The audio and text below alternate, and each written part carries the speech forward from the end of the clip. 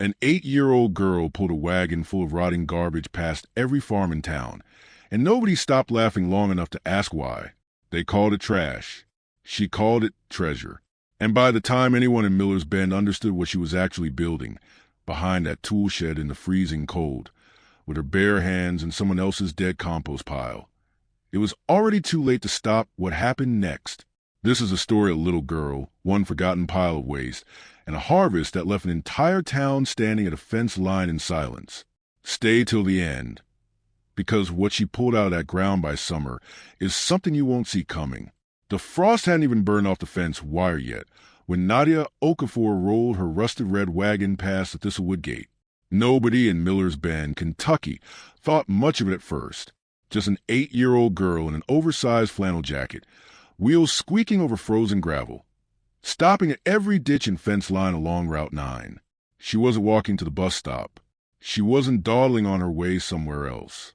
She was searching, crouching behind sheds, peering into forgotten corners of barnyards, hauling away armfuls of something most of her neighbors had already written off as garbage. Her first stop was a Pruitt place. Behind their tool shed sat a mountain of rotted hay and manure, black and slumped, half frozen at the edges. Walt Pruitt had called it a lost cause back in October. Dumped there just to clear space before winter. Nadia knelt beside it anyway, pulled off one glove, and pressed her bare fingers into the pile.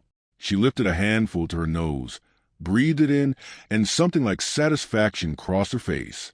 Then, scoop by scoop, she loaded it into her wagon. Walt watched the whole thing from his porch, coffee mug halfway to his mouth. He called his wife out to see. She squinted, laughed once, short and confused, and went back inside to finish breakfast. Walt laughed too, and by the time he got to the feed store that morning, he'd already told 3 people about that little Okafor girl hauling off my dead manure pile like it was buried treasure. Word moves fast in a town of 400 people. By mid-morning, half of Miller's Bend had heard some version of the story, and every version ended the same way, with a chuckle and a shake of the head. By the time Nadia's wagon reached her own family's land, it rode low on its wheels, packed heavy and dark. Her boots were crusted to the ankle. Her breath came in short white clouds, and her face had the fixed, faraway look of someone chasing an idea nobody else could see yet. Her father, Emeka Okafor, was stacking firewood near the barn when she rolled past. He straightened up, looked at the wagon, looked at his daughter, and didn't say a word. He went back to stacking wood before the cold got into his hands. Nobody in that family, not Emeka, not her mother, not even Nadia herself, if you stopped her right then and asked, could have told you exactly what she was building toward. But something had caught her attention months earlier, something the adults around her had long since stopped looking at. Miller's Bend sat in a shallow bowl of land in western Kentucky, ringed by low ridges the locals still called mountains out of habit more than accuracy. In late autumn, the fields turned a pale gold, broken by dark lines of fence and the black shapes of grain bins against the sky. Morning smelled of frost and cattle and turned soil. The Okafor farm had been worked by the family for 3 generations. 42 acres split between corn, tobacco in the old days, and now mostly soybeans. Emeka farmed the way his father-in-law had taught him. Up before light, steady hands, not much conversation before the second cup of coffee. His wife, Grace, kept a garden along the south side of the house. Squash, okra, collards, and somehow coaxed a real harvest out of ground that gave the big fields less and less every year. Grace noticed things. So did her daughter. Nadia was 8, not the kind of child people call gifted or precocious, just quiet and watchful longer than most children bother to be, with a habit, one her teachers found either charming or exhausting depending on the day, of asking why until she got an actual answer, not just a shrug. To understand what she was doing with that wagon on a frozen November morning, you have to go back to the summer before. Something had been going wrong in the ground beneath Miller's Bend, though most people just called it bad luck. Emeka's soybean yield had slipped 3 years running. His corn the year before had come in almost 15 bushels under the county average. He'd tried more fertilizer. It hadn't helped much. In August, the county extension agent, a soft-spoken woman named Loretta Boyce, drove out and walked the north field with him. She knelt, worked a handful of dirt between her fingers, let it fall. Compacted, she said. And your organic matter is about used up, Emeka. Whatever life used to be in this soil, it's mostly gone quiet. So what do I do about it? You can keep feeding the crop, she said, standing and brushing off her knees. Or you can start feeding the ground underneath it. Those aren't the same job. He nodded slowly. He didn't say what they both already knew, that feeding the crop paid the bank on time, and feeding the ground was a much slower, much quieter kind of work. A few weeks after that conversation, Nadia had been crouched behind her grandfather's shed when she saw it for the first time. Her grandfather, Chitty, lived in the small house behind the main one.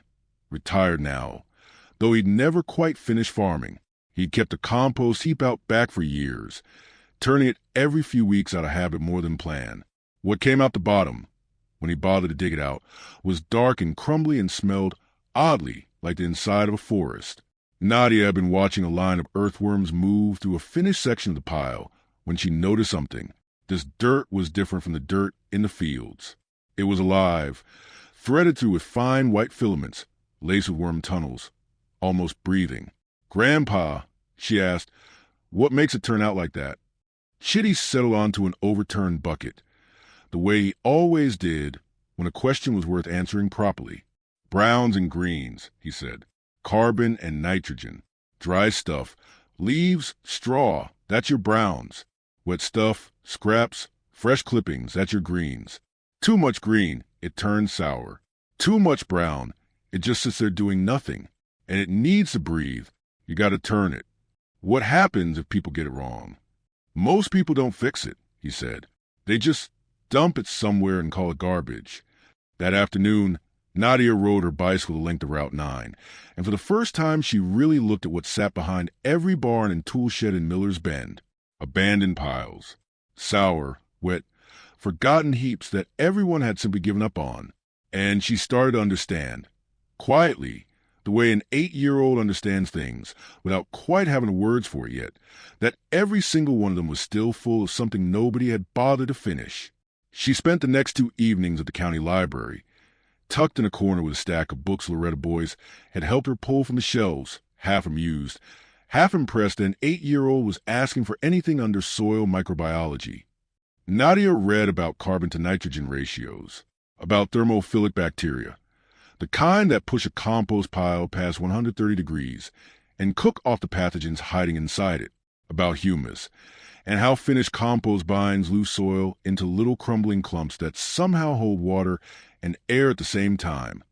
Something that had never made sense to her until she saw a page with drawing of it, about mycorrhizal fungi, threads of fungus that stretch out from plant roots underground, reaching further than the roots ever could alone, trading sugar for phosphorus like some kind of quiet underground bargain. Then she went back out with the wagon. Her first attempt failed, and it failed fast. Nadia spread her collected material over a small bed near her mother's garden and planted a short row of lettuce seedlings. Within 4 days, they'd yellowed at the edges. By the 6th day, half of them had simply given up and curled over sideways. The material was only half broken down, still hot in the middle, still releasing the kind of raw ammonia that scorches young roots before they get the chance to establish. She hadn't waited long enough. She wanted a harvest before she'd earned one. She went back to her grandfather. She went back to the library. She learned, the hard way first and then the easy way through the books, that unfinished compost doesn't feed a plant. It competes with it, pulling nitrogen out of the soil just to keep breaking itself down, starving whatever's trying to grow beside it. So she started over. She rebuilt the whole pile from scratch behind her grandfather's shed, this time layering it properly. Wet kitchen scraps folded in with dry leaves raked up from the ditches along Route 9, turned in careful layers like her grandfather had shown her. She borrowed a 5-gallon bucket of finished compost from Chitty's older pile and mixed it through hers, seeding it with the same microbial life that had made it so dark and alive. She watered it down until it held together, like a wrung-out sponge. No more, no less. Then she pushed an old meat thermometer down into the center and waited. Day 3, 126 degrees. She turned it. Day 7, 138 degrees. The pile was working, cooking itself clean from the inside. exactly the way the book said it would. By then, the neighbors had noticed a new heap steaming behind the Okafor shed on cold mornings. Walt Pruitt asked Emeka, half joking, if his daughter was running some kind of science experiment back there. Emeka said he honestly didn't know yet, and that was the truest thing he could say. The story kept moving through Miller's Bend the way stories do in small towns. Not cruelly, just with that particular small-town amusement reserved for something that looks harmless and doesn't quite make sense. A little girl, turning everyone's garbage with a pitchfork in the dead of winter. People smiled about it at the feed store. Nobody asked her why. By March, the pile had changed completely. What had gone in dark, sour, and half-rotten had come out uniform, crumbly, almost sweet-smelling. The smell of a forest floor after rain. When Nadia dug into the base, she found it laced through with fine white fungal threads and packed with earthworms that had moved on their own, drawn to something they recognized. She worked to finish compost into her test bed in late March, 3 inches deep, folded gently into the top layer of soil. Then she waded through the last frost. In April, she planted squash, snap beans, and 2 short rows of corn, the same seed her father was planting in the big field that same week. By June, you didn't need to know anything about farming to see the difference. The plants on Nadia's bed were a deep, almost blue-green, the kind of color that looks wrong until you realize it's just healthy. When she dug carefully beside one bean plant to check the roots, something her grandfather had suggested she try, what she found underground was dense, white, and branching out in every direction, like it was reaching for something and finding it everywhere it reached. Loretta Boyce came out in early July and crouched beside the bed for a long time without saying anything. Then she looked up at Emeka. The structure is completely different here, she said. Better aggregation, better water holding. Whatever's living in the soil now is releasing nutrients slowly in a form of roots can actually use. She paused, looking back down at the bed. The roots went looking, and they found something worth finding. Late July in Miller's Bend was usually a season of modest expectations. Not on Nadia's 10-foot bed. The beans hung heavy and full on the vine. The squash came in early and kept coming. And the 2 rows of corn, identical seed to her father's main field, came in with ears noticeably heavier, kernels packed tighter down the cob. Loretta measured out formally a few weeks later, nearly 26% above the field average in both weight and density. Walt Pruitt walked across the fence line to see it for himself and stood at the edge of that small plot for a long while, hands in his pockets. What exactly did she do? He finally asked Emeka. Emeka was quiet for a moment before he answered. She fed the ground, he said. Not the plant, the ground. By afternoon, half the block had wandered over to look. One by one, crossing the same fence line, they leaned on all window to laugh about a little girl and her wagon full of garbage. Nobody was laughing now. They stood at the edge of that plot with their hands in their pockets, shaking their heads, not in disbelief this time, but in something closer to respect. By August, 3 different families along Route 9 had asked Nadia to come walk their fields and take a look at their soil. She was 9 by then, carrying a spiral notebook she started back in March, and she talked about carbon ratios and microbial life with the easy, unshowy confidence of someone who'd learned it the hard way, by failing first and then figuring out why. Loretta invited her to speak, briefly, at the County Extension's fall meeting. Chitty sat in the front row and didn't say a word the whole time, but anyone looking at his face that day didn't need him to. Walt Pruitt stopped Emeka at the mailbox one afternoon in September.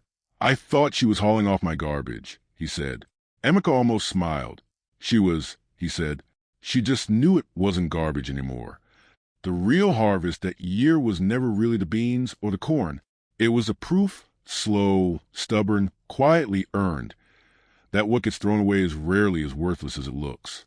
That the ground underneath the field isn't just something you farm on top of. It's alive if you let it be. And the only tools it takes to see they're the ones that don't cost a thing.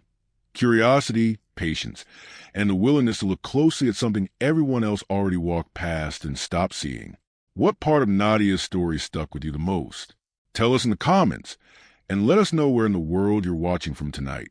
If you believe wisdom sometimes shows up in the smallest hands, subscribe and stay with us. There's always another story waiting underneath the surface.